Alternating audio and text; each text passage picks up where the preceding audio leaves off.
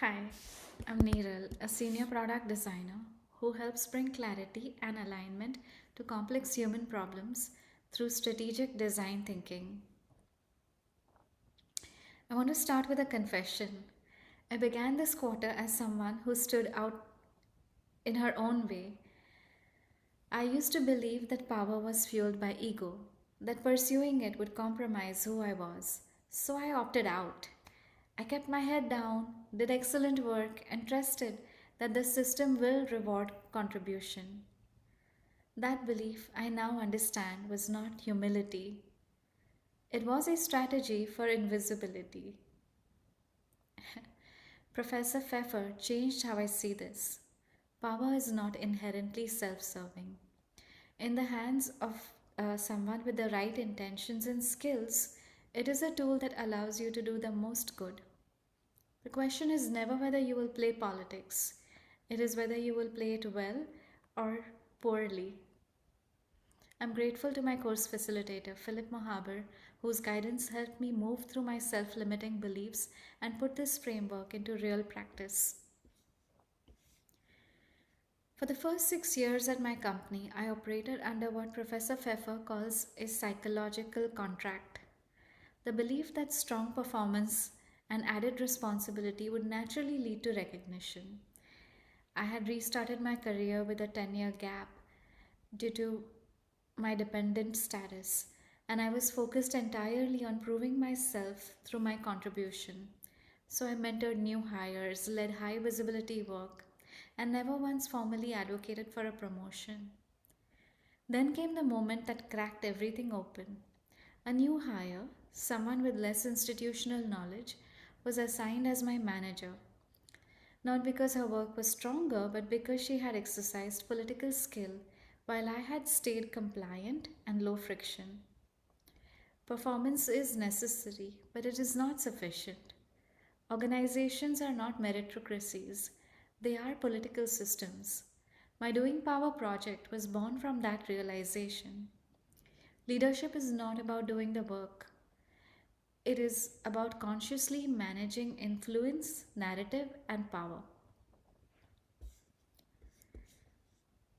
So, when I entered this quarter, I had three goals: clarify my personal brand as someone who brings clarity and enables value centered decision making, position myself at a lead staff or director level role in AI or mission driven companies, and convert my existing relationships into paid or consulting work within the next 60 to 90 days. I chose to measure success through observable signals, at least two quality referrals per week, and a public narrative that communicated strategic judgment without heavy interpretation. Professor Pfeffer calls this impression management. I was learning to make my competence visible, not just real. So, what did I do? In the last couple of months, I shifted from passive job searching to active network engagement and strategic signaling. First, I changed how I show up publicly.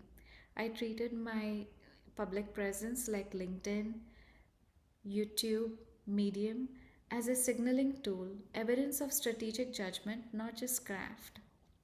I committed to posting weekly twice because Professor Pfeffer was very clear. Visibility must precede opportunity. Competence cannot be seen that does not exist politically. I'm sorry. Competence that cannot be seen does not exist politically. Second, I changed how I build relationships. Drawing on Professor Pfeffer's coalition building framework, I mapped 10 influential people worth cultivating.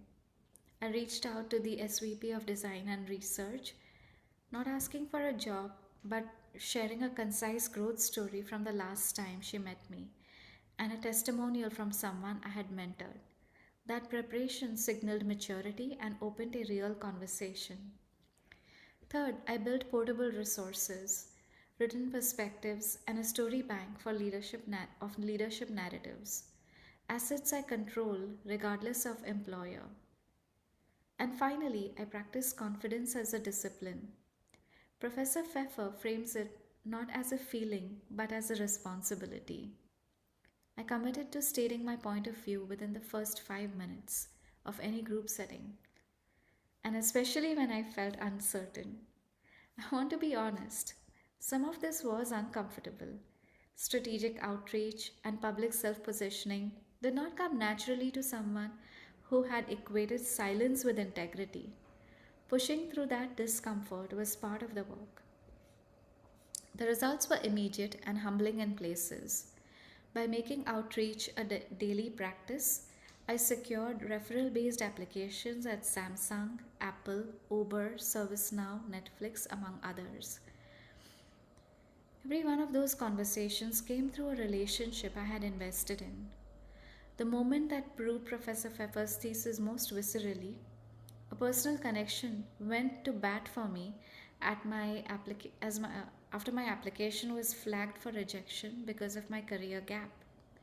She did not just forward my resume, she cultivated that she personally advocated to a hiring manager she had credibility with. I had cultivated that relationship over time, genuinely and not transactionally. When it mattered, she chose to spend her political capital on me. That is what Professor Pfeffer means when he says advocacy changes everything.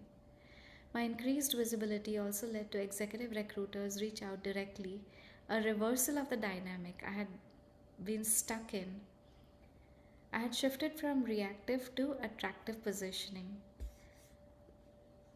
I also want to name what is still in progress. Several applications are pending. The 60 to 90-day paid work goal is not yet closed, but I have learned to see that as data, not failure, and to keep moving without collapsing into it.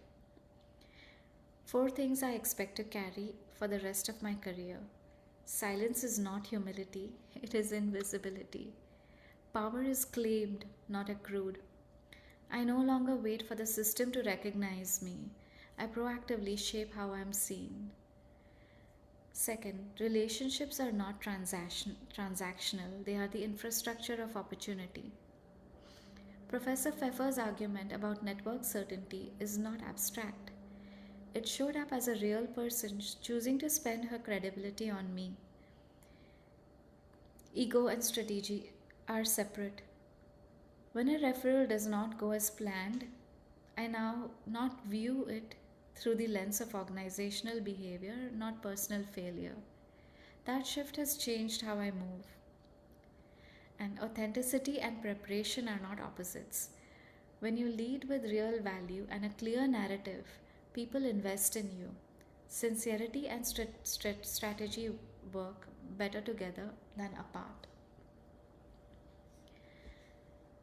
If I could say one thing to the version of me who started this quarter, staying quiet is not a neutral act. Every time you opt out of advocating for yourself, you are making a choice, and someone else is making a different one. I'm no longer standing in my own way. I'm intentional, relational, and proactive. Power is not something I need to fear or apologize for. It is the tool that allows me to turn design vision into organizational reality, and to do the most good I'm capable of doing. Thank you, Professor Pfeffer, Thank you, Professor Pfeffer, for refusing to let us stay comfortable, and to Philip Mohaver for pushing me to close the gap between knowing and doing.